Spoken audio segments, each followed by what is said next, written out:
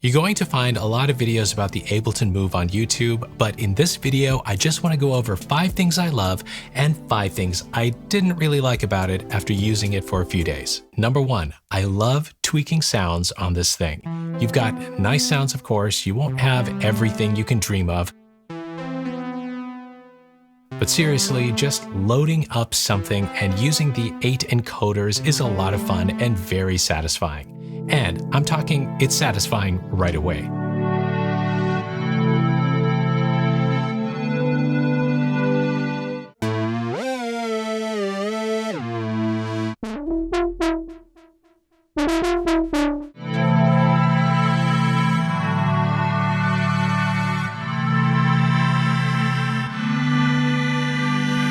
And all the controls kind of differ depending on what preset you choose.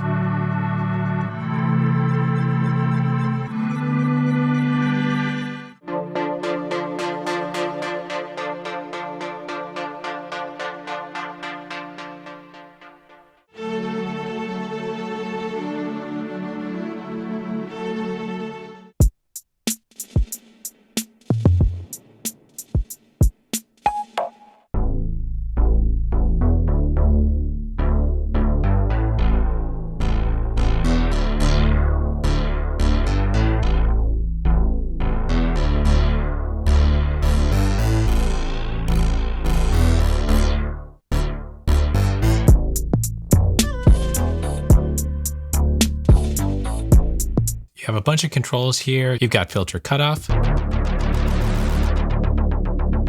resonance, warp, full decay, effects, unison,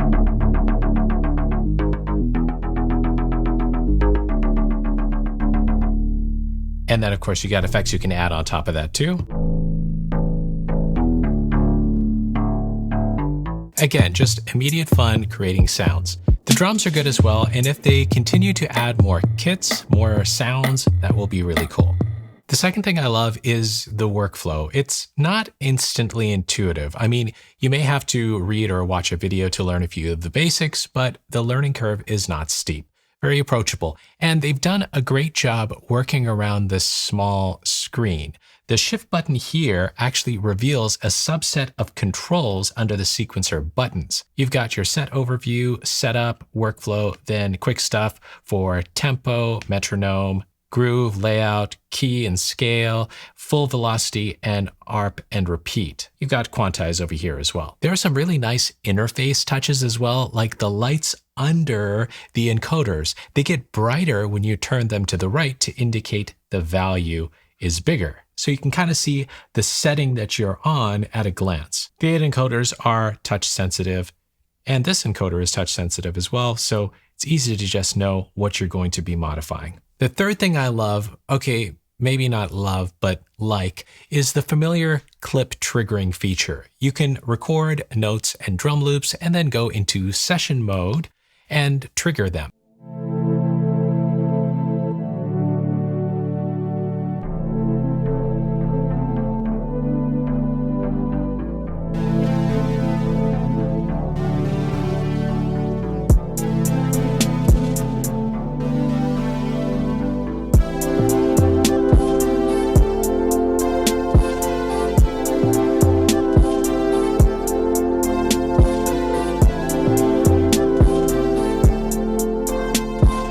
If you've used Ableton Live before, you know this well, and even if you haven't, you'll get the hang of this pretty quickly, and it really extends the move to a performance device. You can use this as an accompaniment if you're performing live. Let's say you're playing on an acoustic guitar and singing on stage. You can pre-program clips of drum beats or bass. I love that. Hey, if this video is interesting or useful, can you help me out by hitting the subscribe button? It's totally free and it makes a big difference in the future content I can bring to you. Thanks. The fourth thing I love is the Ableton Live integration, specifically with cloud. Your sets are transferable to Ableton Live on your computer or Note on a mobile device. This is a nice feature, but I have one issue with it. Given this is a sketchpad type device, the ideas you're saving are really not that complex, meaning while transferring is easy, you could just re-record them in live. I don't know.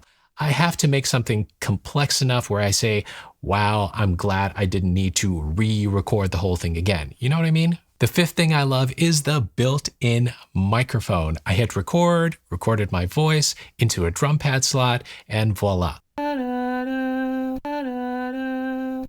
And you can then pitch it, add effects. Very cool.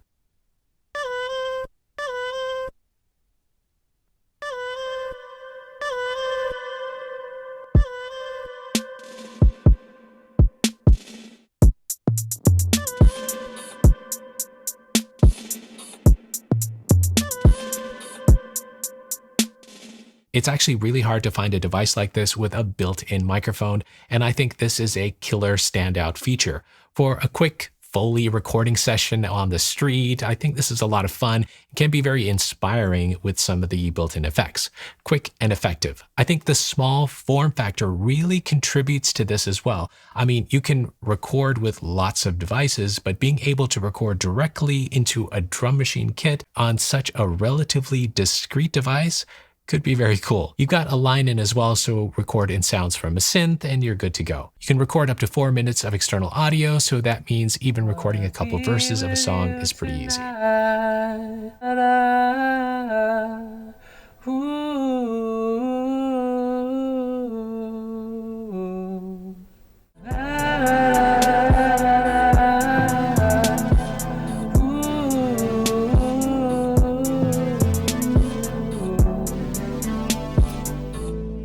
All right, so what do I hate? Well, hate's pretty strong. I'd say these are things I haven't liked so far. But before I get into them, did you know how easy it is to get your music out there to the world? You can do it yourself with DistroKid, the sponsor of today's video. DistroKid lets you upload your music to Spotify, Apple Music, YouTube, Pandora, pretty much everywhere. Best of all, they make it really easy. Just upload your track and some artwork, and they do the rest. DistroKid also collects earnings for you when your listeners play or purchase your music. And they can help you market your music with tools built right in. A hyperfollow page lets you share your latest music with your friends on Facebook or anywhere you can share a link. And they can easily follow you to get notified of your upcoming releases. I've actually created 2 dedicated videos on DistroKid to give you all the details about how it works, how you upload, how you get paid, and all the features you don't want to miss. You can watch those videos right here. And if you're ready to sign up, I'll include a link below the video where you can get 7% off your first year of membership. All right. Dislikes. First is the microphone and speaker. Well, wait a sec. I just said I love the microphone. Okay, let me explain. I love the idea of having a microphone, and it's really fun that they have one built in, but the quality leaves a lot to be desired. Also, it's awesome that they included built-in speakers, but they kind of sound like mobile phone speakers. The experience is immensely better when you use headphones or connect this to speakers. Second is a big one. It's the 4-track limit. This honestly feels like a brick wall when I'm creating. I put down lead, pad, bass, and drums, and I can't do more. If I have a cool vocal idea, I need to sacrifice a track.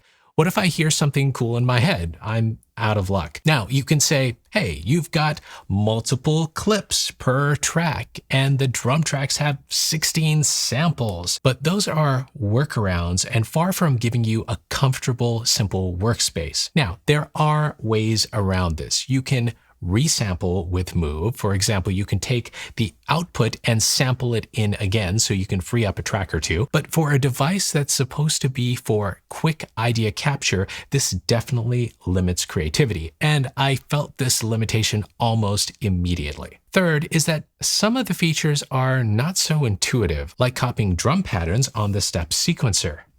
Yeah, this has a copy and paste feature, but it is certainly not intuitive to do that. I still can't get used to it. Also, it takes a while to get used to switching between a sample and the effects that you're applying on it. You don't have a good indicator of what you're actually controlling. So this is controlling the sound, the sample itself, and then here I'm controlling the effect on it. Are you on the effects or are you on the sample? Fourth, the pads. I'm not a big fan of pads on Ableton Push, and also not on the Move. And you can't adjust the sensitivity either, so you're stuck with the feel of these. So you can tap gently, but very soon you're hitting the top without much space in between for expression.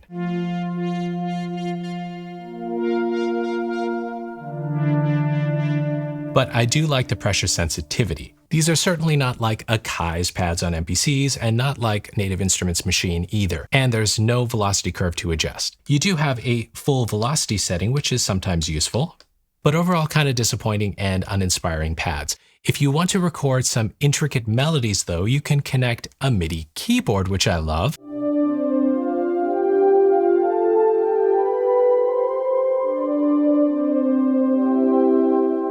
Also, Ableton put MPE capable pads on their Push 3, and I know how many of you wished they had done so on the Move, but no go. Now, the fifth thing I don't really like about this is that there are no inspiring chord or arp features. This is a little bit of a stretch though. So yes, there is an arpeggiator included.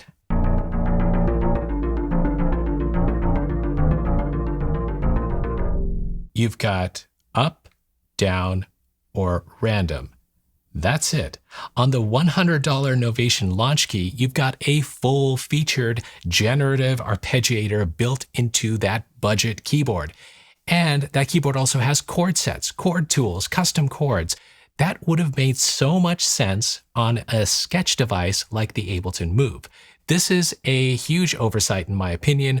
Offering quick inspiration in this form factor would have been amazing. So the Ableton Move is an idea machine. Overall, I'm a fan, and for $450, if that's within your budget, you may be a fan as well. Fun is the best way to describe it. It's not for everyone, but if you think it's for you, you can use the links below the video to find the best price. Keep making the music you love, and I'll see you in the next video.